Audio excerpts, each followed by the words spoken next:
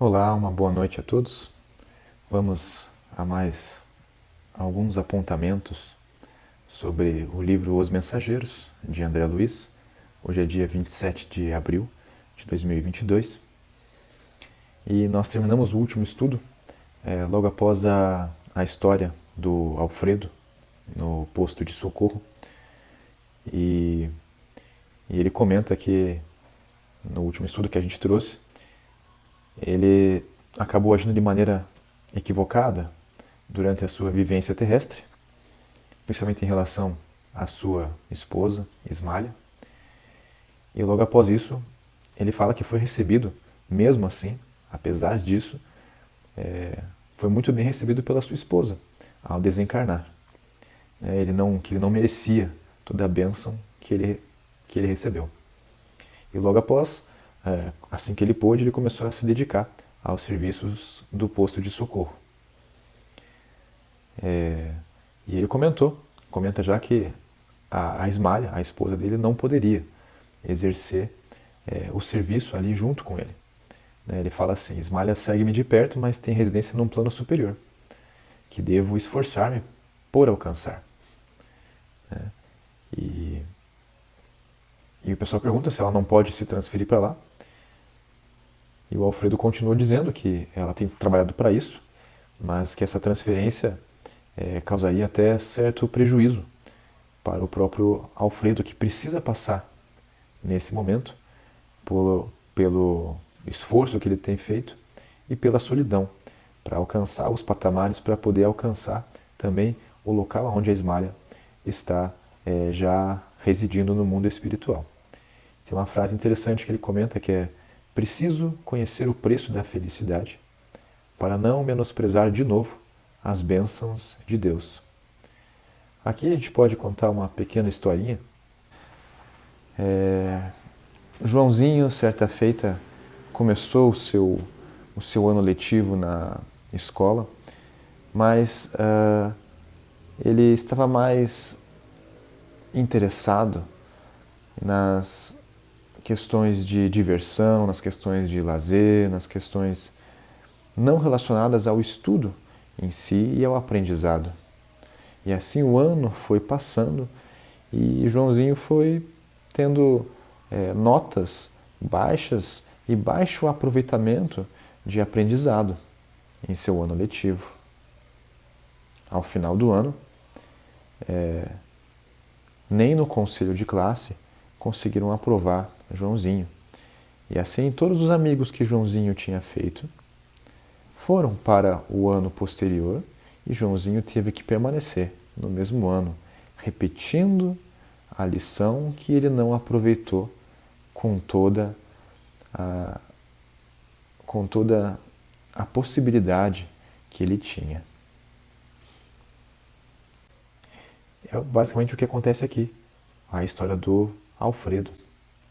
E a pergunta, a nossa reflexão principal é: será que nós temos feito todo o esforço e se dedicado a aprender tudo aquilo que a gente já pode aprender, para que não fiquemos no mesmo degrau, para que não tenhamos que repetir a mesma lição? Todos os dias a gente recebe tudo aquilo que a gente precisa para o nosso desenvolvimento. Será que nós temos aproveitado todas essas bênçãos que a gente recebe? Enfim, aqui também a gente pode comentar sobre o papel da solidão. A gente às vezes enxerga a solidão como uma coisa negativa, mas aqui o Alfredo traz que é um ponto positivo para ele aprender, para ele crescer, né, e alcançar, de repente, aonde a Ismália já tem a sua moradia. O que mais que a gente pode trazer aqui? Então ele está resgatando os crimes de precipitação, ele mesmo comenta, e conforme ele fala, né, conforme ouviram, não matei nem roubei a ninguém, mas envenenei-me a mim próprio. A calúnia é um monstro invisível que ataca o homem através dos ouvidos invigilantes e dos olhos desprevenidos. Outra questão aqui: será que nós temos nos vigiado e nos prevenido o suficiente no dia a dia para que Não sejamos envenenados tanto pela calúnia, como ele diz aqui, como por qualquer más tendências que ainda nos rodeiam e estão inclusive dentro da gente. Continuando lá, aí começa o capítulo 18, né, que é informações e esclarecimentos. A Ismaia chega na sala, então eles terminam a conversa sobre essa questão. E aí o Aniceto pergunta para o Alfredo se ele de repente deveria ir até a crosta já naquele mesmo dia. E o Alfredo aconselha ele a permanecer, porque eles tiveram um aviso de grande tempestade magnética ainda para aquele mesmo dia. E aí ele começa uma reflexão nesse capítulo bastante interessante sobre a influência dos pensamentos e das emoções energeticamente. Toda essa tempestade magnética que ele comenta é causada pelos pensamentos e emoções dos encarnados principalmente. Tá? Então, vamos achar aqui o trecho que ele fala. Sangrentas batalhas estão sendo travadas na superfície do globo. Os que não se encontram em linhas de fogo permanecem nas linhas da palavra e do pensamento. Reduzido o número de homens e mulheres continuam cultivando a espiritualidade superior. É natural, portanto, que se intensifiquem ao longo da crosta espessas nuvens de resíduos mentais dos encarnados invigilantes, multiplicando as tormentas destruidoras. Então, esse é o primeiro comentário que ele faz sobre a influência negativa dos nossos pensamentos. O quanto os pensamentos negativos influenciam na realidade tanto espiritual como na nossa realidade, que a gente acaba não tendo ainda o poder de percepção ideal dessa influência. Ele comenta que essa preocupação dele, daí o Alfredo fala, essa preocupação dele é com o próprio André e com o Vicente, que o Aniceto conseguiria com tranquilidade driblar essas expressões e essas influências. E outra parte que ele comenta aqui sobre o pensamento, ele fala, nossos amigos, os que estão auxiliando os encarnados, e eles estão aqui numa fase ainda de guerra, possivelmente da Segunda Guerra Mundial, nossos amigos suportam pesados fardos de serviço para que as tormentas magnéticas invisíveis ao olhar humano não disseminem vibrações mortíferas, a se traduzirem pela dilatação de penúrias da guerra e por epidemias sem conta. Então veja o que pode causar o pensamento, pode causar inclusive epidemias. Será que a Covid não pode ter sido influenciada pelos pensamentos, pelas vibrações que nós emitimos? Assim como a própria guerra. Será que a gente não tem influência nas causas da guerra? Talvez o nosso conflito interior, nosso conflito do dia a dia não proporcione alguma influência lá para a guerra que está acontecendo lá na Ucrânia e outras que acontecem pelo mundo que não são tão divulgadas? E assim ele continua comentando sobre o que tem acontecido na guerra, sobre os terríveis bombardeios que têm acontecido. E ele fala também que pelo menos 50% dos desencarnados na guerra em curso foram removidos para os núcleos americanos.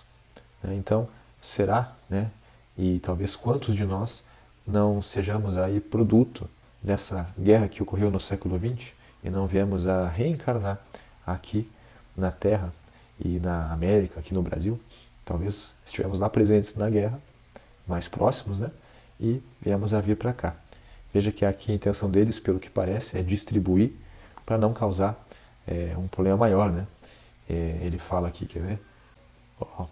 Nossos instrutores mais elevados são de parecer que essas aglomerações seriam fatais à coletividade dos espíritos encarnados.